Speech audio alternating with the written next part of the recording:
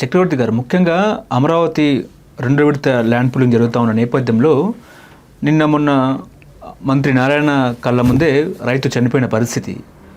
ఈ టెండర్ల ప్రక్రియ గురించి తట్టు ఇంకోటి ఏంటంటే ల్యాండ్ పూలింగ్ గురించి మీరేం చెప్తారు సార్? ల్యాండ్ పూలింగ్ సమర్థిస్తూ వచ్చాను. It is a very effective way. గతంలో ప్రభుత్వాలు ఎప్పుడు భూములు సేకరించాలన్నా they turned out to be very controversial, బాగా వివాదాస్పదం అయ్యాయి. రైతుల దగ్గర నుంచి బలవంతంగా భూములు లాక్కొని ఇండస్ట్రీలకు ఇవ్వటం. ఇవాళ ఆంధ్రప్రదేశ్ రాష్ట్రంలో కరేడులో జరుగుతుంది. కరేడులో రైతులు షిరిడి సాయి సంస్థ ఇండోసోల్కి 8,000 ఎకరాలు ఏదో ఇస్తామంటే ఎదురు తిరుగుతున్నారు అక్కడ. అమరావతిలో స్వచ్ఛందంగా ఇచ్చారు. 90-95% మంది రైతులు స్వచ్ఛందంగా ఇవ్వటం జరిగింది. And it has become a text books case. ఇది భూ సమీకరణ ఎట్లా జరగాలనేది is become a great case.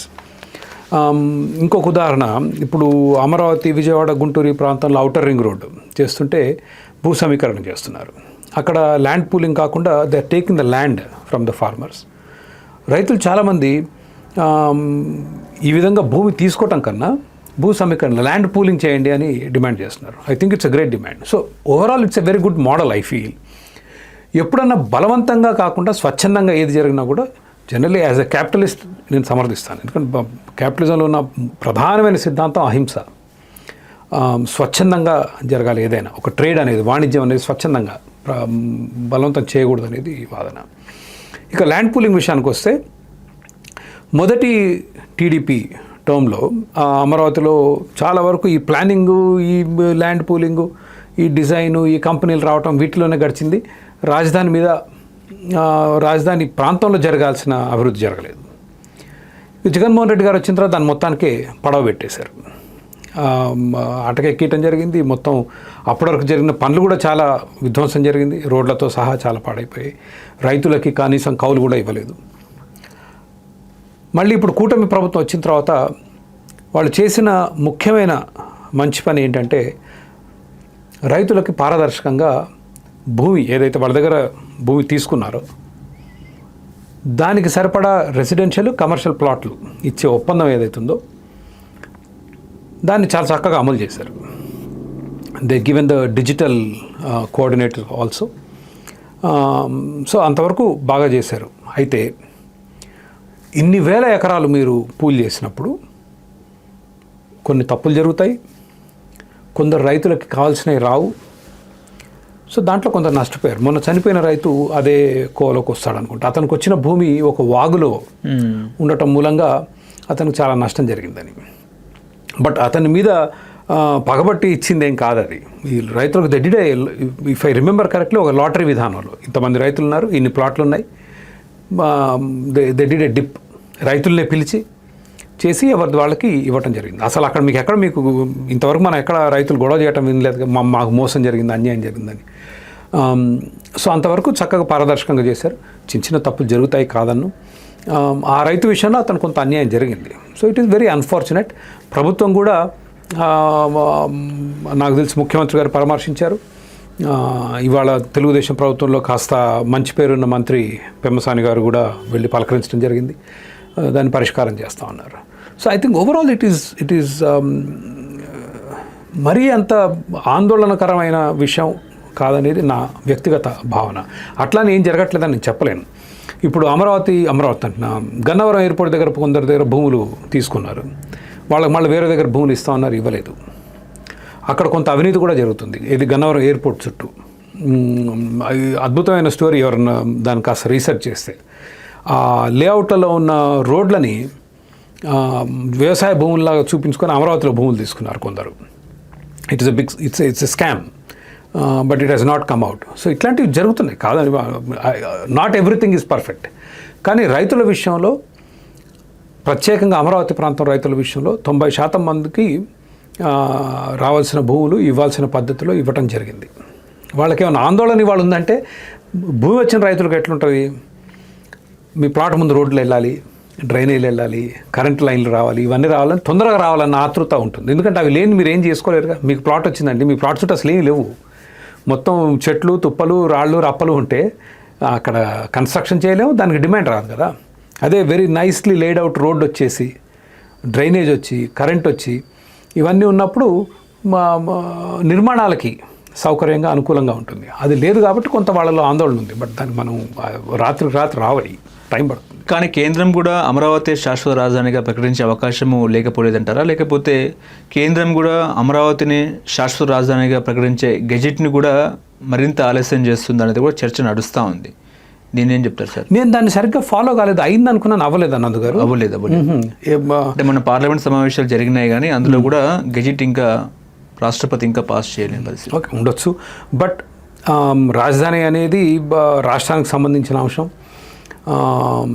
కాకపోతే ఆంధ్రప్రదేశ్ విభజన చట్టం ద్వారా వచ్చింది కాబట్టి ఆ చట్టంలో పెట్టాలి అనే ఒక ప్రతిపాదన ఉంది. దానివలన ఏం పెద్ద లాభం జరుగుతుందో నాకు తెలియదు. బట్ రాష్ట్ర ప్రభుత్వాలు రాజధానులు ఒక ప్రాంతం నుంచి ఒక నగరం నుంచి ఇంకో నగరం తీసుకుపోయే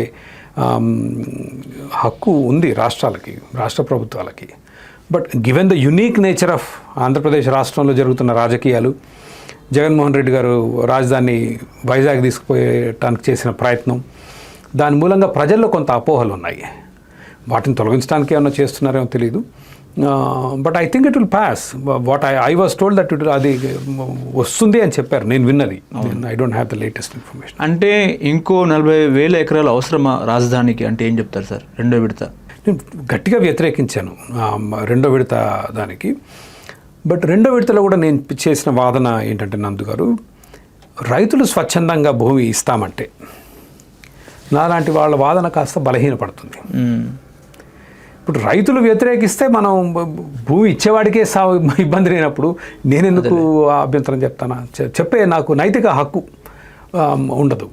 కాకపోతే ప్రభుత్వం తరఫున నేను చెప్పేది ఏంటంటే, మీరు ఇప్పటికే 50,000 ఎకరాల పైన సేకరించారు. దాంట్లో కొంత ప్రభుత్వ భూమి ఉంది, కొంత రైతుల భూమి ఉంది. భారీ ఎత్తున నిర్మాణ కార్యక్రమాలు ఉన్నాయి.